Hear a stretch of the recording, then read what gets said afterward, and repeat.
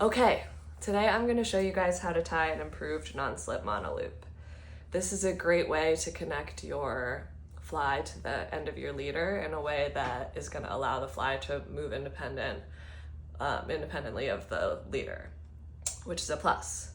Another nice thing about this is it's really a simple knot. It's easy to learn and tie. So without further ado, let's get right into it. Okay, so for this one, I'm going to be using 12-pound fluorocarbon.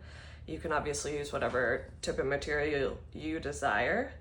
But the first thing that we're going to do is start off with tying an overhand knot, which we are not going to tighten down very much. We're just going to tighten it to the point where it's easy to manage and leave a little bit of tag there to use for tying the knot. So you will notice here that this overhand has a direction to it, right?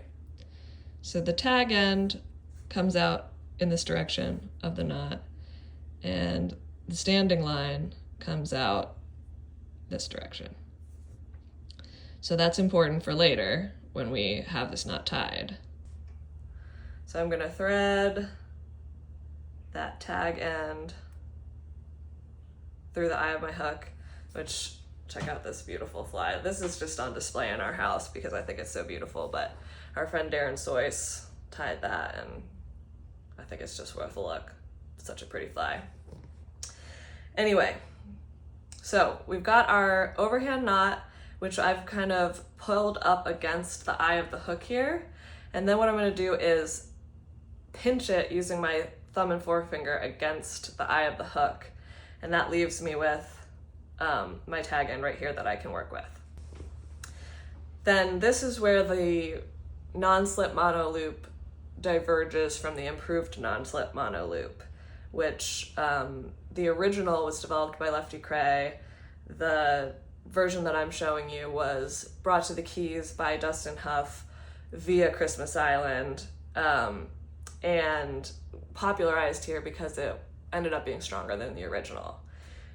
If I was doing the regular non-slip monoloop, I would take this tag right now and go through that loop that we created that's up against the eye of the hook. But I'm gonna skip that for this version, and instead I'm just gonna take my tag end and I'm going to wrap it up the standing line 4 times. So I've got 1, 2, 3, 4. And now this part is the important part, but if there's a tricky part of the knot, it's this. You need to put this tag end back through the knot in the way that the line is coming out of the knot. I'm gonna go back through this, I'm gonna go back through this overhand in the direction that that standing line was coming out of it, right? That I showed you guys earlier. And then just get that under control. Tighten it down just so that it won't unravel, not enough to seat the knot. Lubricate it, tighten it down. And then I'm gonna use my super high-tech clippers here, trim my tag, and there you have it. Nice little loop knot, moves independently. And there you go. It's quick and easy.